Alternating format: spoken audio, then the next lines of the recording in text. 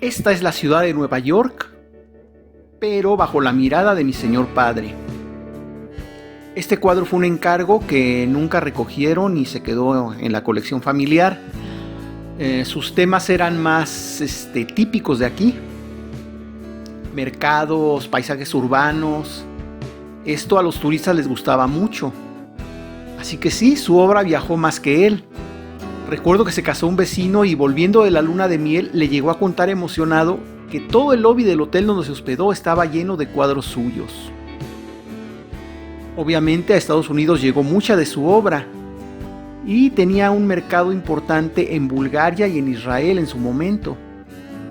Aquí pasamos a hablar de la cultura japonesa, esa tan fascinante, a veces extraña, lo que lo hacía más fascinante todavía. ¿Conocieron allá su obra? ¿Qué opinaron los japoneses? Pues bueno, vamos a contar una pequeña anécdota.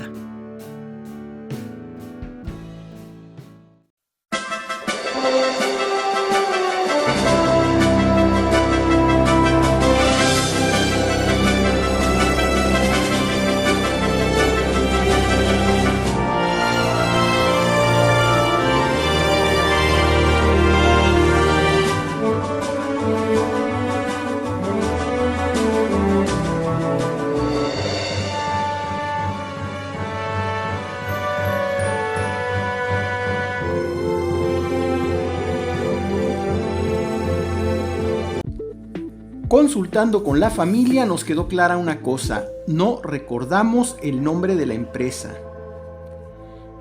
Era el nombre del dueño, pero como el señor no salía de Japón, pues no nos acordamos a final de cuentas. De quienes sí nos acordamos es de los contactos que había aquí. Los señores Harada, Tanaka y Maki. El señor Harada era el que hacía el trato con mi papá cuando llegaba al Jardín del Arte. El señor Tanaka tenía su departamento y ahí entregábamos la obra. Y el señor Maki pues era el del dinero. Cuando él llegaba de Japón, porque no vivía aquí, pues era el que llegaba a pagar. Las entregas, ya dijimos, eran en el departamento del señor Tanaka, donde siempre que llegábamos estaba sintonizada la NHK, los noticieros en japonés. La decoración pues era japonesa, era un cachito de Japón ese departamento. Olía a Japón. Y sí, me tocó ir varias veces ahí porque yo tenía una tarea en ese emprendimiento, que era titular los cuadros. Los japoneses querían saber de qué parte de México era cada cuadro, qué parte de México se estaba retratando en cada cuadro. Y como decir a mi papá, yo tenía bonita letra, cosa que pongo en duda, tengo letra de gato, me tocaba rotularlos. Me tomé la libertad incluso de hacer en katakana la rotulación, ¿no? Cosa que sorprendió mucho a los japoneses, que preguntaron que cómo había yo logrado esa hazaña de saber el katakana. Y soltaron una carcajada tremenda cuando mi papá les confesó que había aprendido de tanto jugar al Nintendo. Que era en parte cierto, pero bueno. He de decir, esa habilidad ya no la tengo, ya la perdí. Porque como bien me dijo un maestro, si no practicas continuamente lo que aprendes, ese conocimiento se va a atrofiar. Y dicho y hecho, ahorita ya no puedo hacer eso, pero en ese momento pues sí, bueno, le saqué una sonrisa a estos señores japoneses con mi curiosidad. Y bueno, fueron varios meses de una relación, pues sí, más que nada comercial.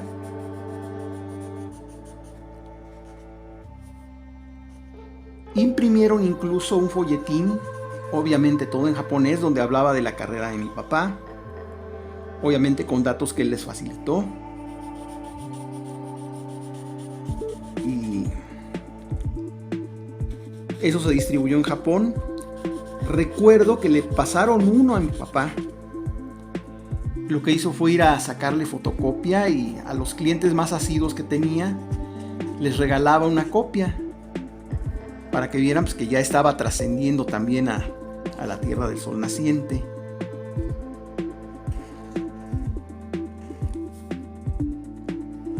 Yo recuerdo que a alguien que decía hablar japonés le pasé uno de los folletitos, bueno, se lo mandé por Messenger para que me dijera qué decía. Y ahí se le cayó la mentira de que sabía japonés, porque decía que lo único que sabía ver ahí, que había entendido, era Ciudad de México.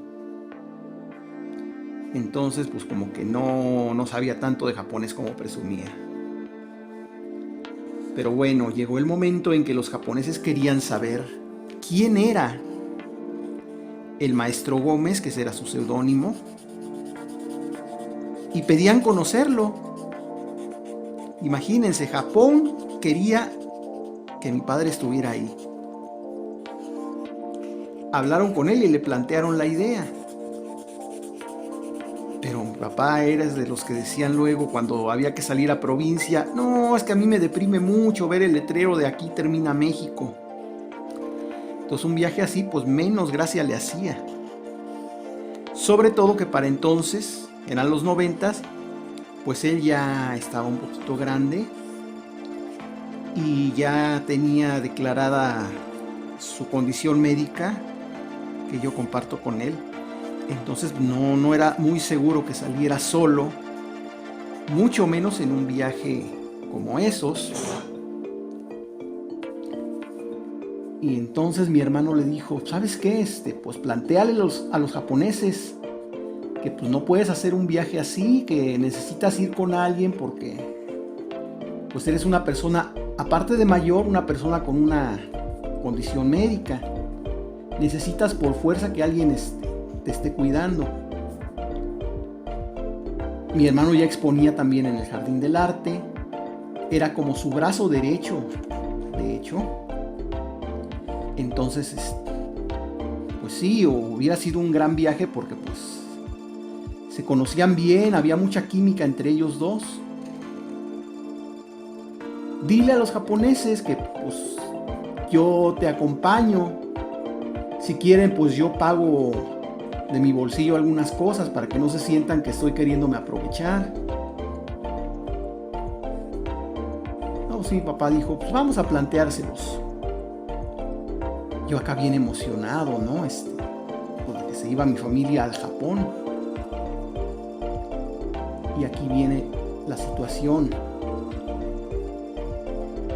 Mi papá era una persona con mucha facilidad de palabra en su juventud. Hay que decir que a veces en la sobremesa, a la hora de la comida, era una delicia escucharlo porque también tenía muchas lecturas y nos contaba cosas de la conquista de México por los españoles, cosas así. Pero pues para aquel entonces ya era una persona mayor, ya dijimos, ya muy distinta. Entonces, cuando llegó el momento en que tenía que plantear a los japoneses la necesidad de no viajar solo, yo no sé qué le pasó. Yo estaba presente, fue en una de las visitas al departamento del señor Tanaka, que redujo todo lo que tenía que decir a solo 2 palabras. Señaló a mi hermano y les dijo a los japoneses: ¿quiere ir? Así, sin comentar la situación, ¿no? ¿Por qué era que había que ir? Todo eso se redujo a un quiere ir. Los japoneses se vieron entre ellos, no contestaron nada. Salimos de ahí y mi hermano le decía: pues es que no entraste en detalles de por qué quería yo ir. Más que nada, ¿por qué tengo que ir contigo? Recuerdo, bueno, este recuerdo me lo refrescaron apenas, que hasta redactamos un documento donde decíamos las razones por las que él tenía que ir acompañado. Pero incluso no recordamos si realmente se llegó a entregar ese documento. Entonces, pues, el viaje a Japón se hizo humo. Algo así como cuando Don Gato hizo pedazos el cheque de $1 millón de T.L. Van der Fellow, Ese es exactamente el sentimiento. Se tiró a la basura la oportunidad de conocer el Japón. Bueno, yo no iba a ir, hay que decirlo, pero ya estaba haciendo mi alcancía para ver qué les encargaba. Porque pues eran los 90, ya lo dijimos. Todavía rifaba este amiguito. Y aparte pues nunca ha tenido restricciones regionales. Entonces pues yo estaba diciendo, no, pues voy a cargar un bonche de cositas de estas. Me quedé con las ganas. Y ellos pues de conocer la Tierra del Sol Naciente. No sé si en algún momento yo la conozca. Digo, si no me dieron el crédito en las tiendas de ahorros chiquitos para embarcar bonito, menos me van a dar el pasaporte, ¿verdad?